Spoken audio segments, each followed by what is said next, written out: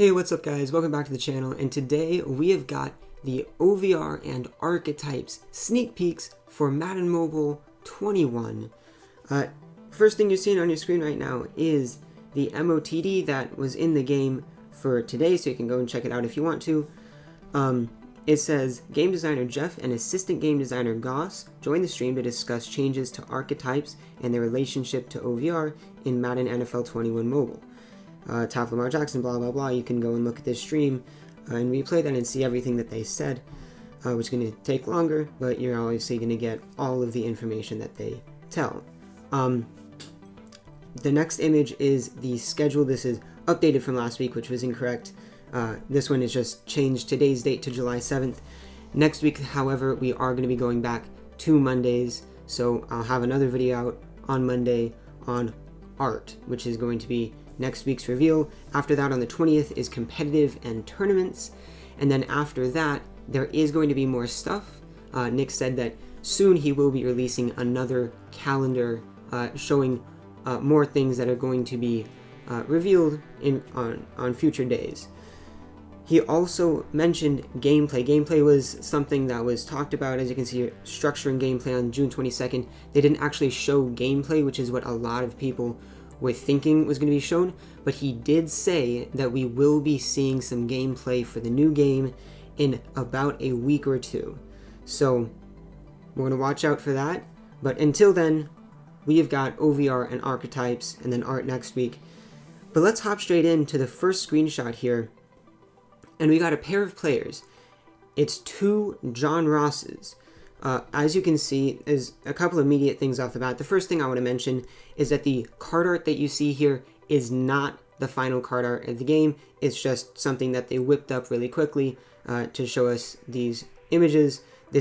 I don't think it is going to be the card art, but they did say that it is not final, and it's definitely like not official or anything like that. But we hopefully will be seeing what the card art will look like next week. But that's the first thing that I want to mention. Second thing, first of all, 66 overall gold player. Interesting. And then also, there's a 66 on top and a 69 overall on bottom. That's the very first thing that I noticed, was that it's two of the same thing, but they have different overall and different power. Again, they did say that the overalls aren't final, so this may be something that we see in the game, it may not be, but that is the first thing that I noticed. You can also see that all of the stats are the same, which again, they did say is likely going to be different, but they're not 100% sure. So the reason that these two cards are a different overall is because of archetypes. So we've got John Ross here. John Ross, obviously, you see the card has 86 speed. John Ross is obviously known for being fast. He had like an insane 40-yard dash at the combine. He immediately was given a lot of speed in the game, and that's what he does. That's what he's known for. He's going to beat you deep. What he's not going to do is be super physical with you. I don't think. He's not going to be super physical with you. He's not going to run a lot of short routes in the slot, stuff like that. He's known for going deep, and especially in the game, that's what he's good at. So what you're seeing here, the 66 overall and the 69 overall are actually two different cards with different archetypes. The 69 would be kind of a deep threat archetype, where you have one of those outside wide receivers that are going deep pretty often, and because of that, he fits with his stats a lot better into that archetype, so that's why he is a higher overall. The 66 overall, however, would be if he's kind of a slot receiver, and obviously his stats, he has 86 speed, which is great, but it's not as useful, not as important when you're a slot receiver, so it's a lower overall as a slot receiver. They did say that kind of the way that works is in different archetypes, different stats are weighted differently. So a deep threat wide receiver, speed is going to be weighted pretty heavily compared to a slot wide receiver. Speed probably isn't going to be weighted as heavily.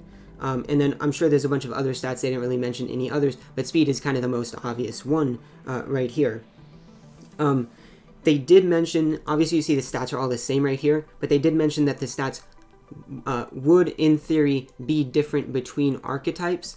I feel like if you have two cards like this, this is something you could see where there's two cards with the same stats but different overalls with different archetypes. I think you could also see two cards of the same overall but different stats and different archetypes. So maybe if the 66 John Ross was a 69, there would be a few other stats that would be higher, and maybe the speed, excel would be a bit lower. But I'm not sure about that. We do have another example though, and the next one is Tom Brady. Obviously Tom Brady is very well known for being a pocket passer, not well known at all to be a scrambling quarterback or somebody that runs with the ball. Obviously he does have 1,000 rushing yards in his career, but he's played for a really long time. So you can see the card right here, it has 49 speed, which is really low. I'm going to guess, I'm not sure, they didn't exactly mention, but if he would have these stats and the card would be a scrambler quarterback, that's probably that 77 overall you see right there. Because as a scrambling quarterback, one of the most important stats is speed, obviously along with the throwing stats, but speed is extremely important as a scrambling quarterback, and he only has 49, so that brings, because it's weighted higher, that brings his overall down a ton. But you look at the 81, that's probably kind of a pocket passer. The speed doesn't really matter all that much, and the throwing stats matter a lot more, and he has pretty good throwing stats, so that kind of brings him up to an 81 overall. I don't believe, so those are really the two screenshots they were sitting on the whole time, but they did say a lot of stuff. One of the things that they did mention, which I think is interesting, is that when they put this first batch of the base cards into the game, those cards, the stats on those cards, are the stats that all future cards are going to be based on. So if Tom Brady goes into the game, he has an 81 overall card at the beginning with 49 speed and 78 throw accuracy middle. Then if he gets a 90 overall later on, the stats on that 90 overall are going to be based on the stats on this 81 overall. So maybe his 80 awareness goes up to 79 awareness.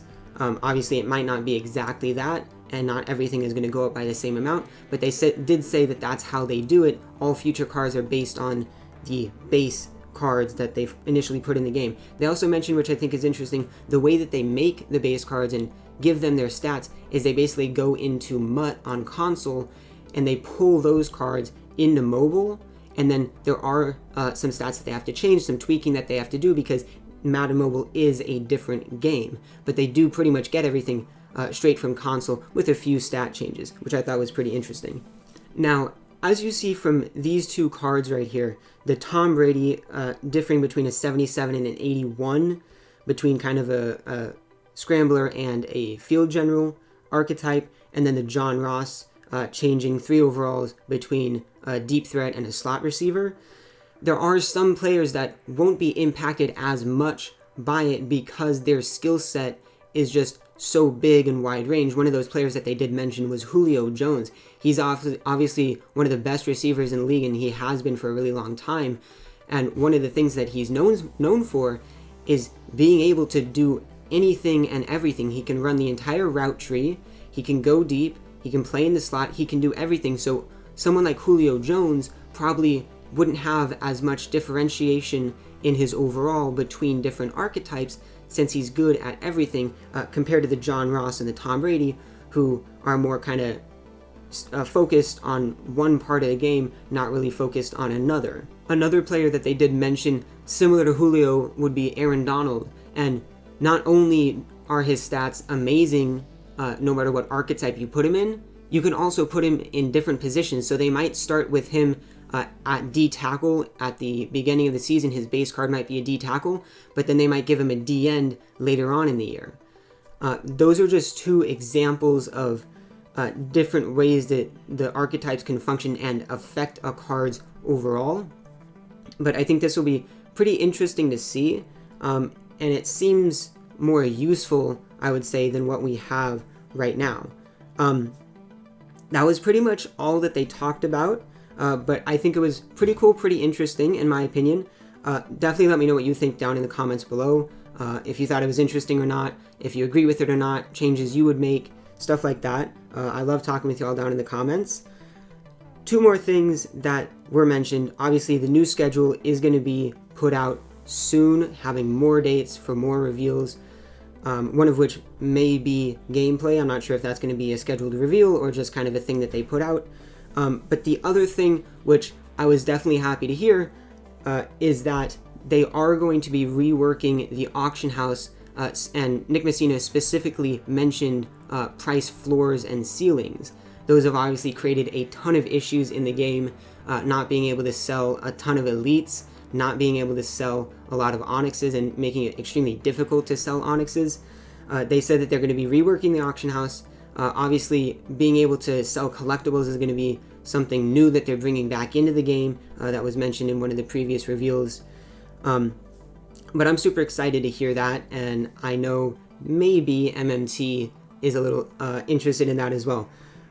But that was pretty much all that they talked about. I definitely would say I'm most excited for the auction house rework, whatever that is going to end up being. Hopefully it's just going to be better than this year and give us more opportunities to buy, sell, and snipe. And I do want to mention real quick that later today there will be some promo sneak peeks for tomorrow's brand new promo after 4th of July. Today is the last day for 4th of July, and then tomorrow we are getting a brand new promo.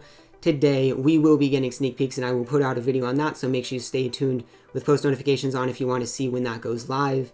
And speaking of live, I will be live tonight at the normal time, so make sure you tune in then. But that is going to be it for the video. Thank you so much for watching, stay safe as always, and I'll see you next time.